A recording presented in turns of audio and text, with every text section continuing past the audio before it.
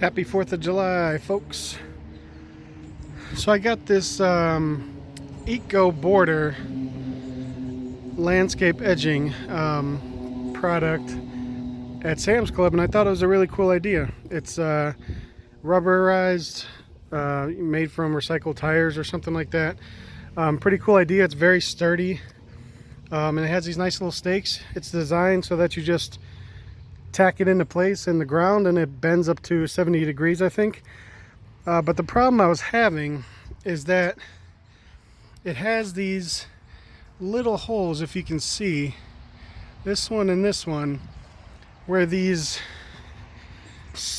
little barb pieces come with it. They're intended so that one goes in here, you know, like so, except you just have to pound it a little bit. Zoom, hopefully that zooms a little better. Let's see, there we go. One goes in there and one goes in there, and you can see the barb is so long, so it's about 4 barbs deep. But the problem is, once you put it in there, it basically stops right at the end of the barbs, or even at like the 3rd barb. So the problem is you have this middle space right here that is still sticking out of the end. And so if you're attaching 2 of these, you'll have the next one right here, and then you still have that inch space in the middle. So I was looking around on YouTube and just online in general, and I couldn't find anywhere that explained why they would design it this way. You would think they would design it so that the entire barb goes in and half of the middle, you know, the middle piece of the barb goes in, so that the other half of the piece and the other barbs are sticking out, so that when you have the other piece, it just goes in. So since I couldn't find anything, and I don't feel like I want to return this because it seems like a good product, I'm just going to fix it. And the way I found to do that best is to get a 5/32 bit and basically just drill the hole. Now you can do this one of 2 ways. You can drill one side as deep as you need the entire thing to be, or you can drill the receiving end of both of the pieces half as deep as you need. So what I chose to do is just drill one side of each of the pieces the entire way. So what you want to do is just take a look at the drill bit, and then you kind of want to line it up. I don't have 2 hands. I'm going to put this back in the drill and show you from there. 1 second.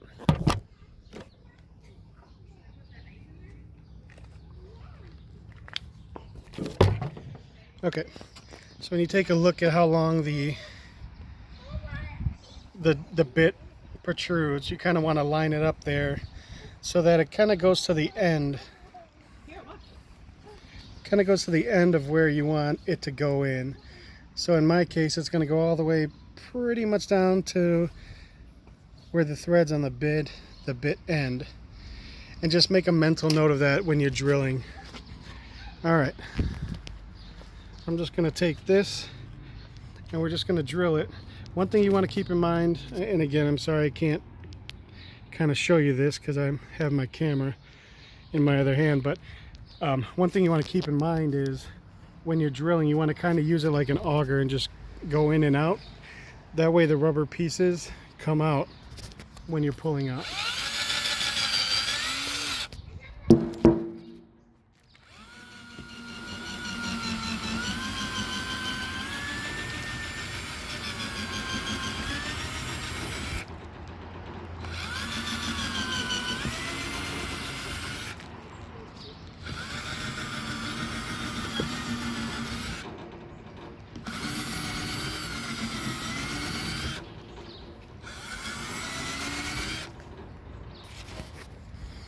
All right, so that is all drilled. Again, give it some good rocky motions and some good back and forth. That way the pieces that you're drilling out actually come out. Otherwise, they'll just sit in there and just compact when you put the barb in. So I'm gonna put the barb back in the top here. And I have a rubber mallet, sorry. Probably should have a GoPro or something, but I'm gonna put you down and just you know, hit this in real quick here.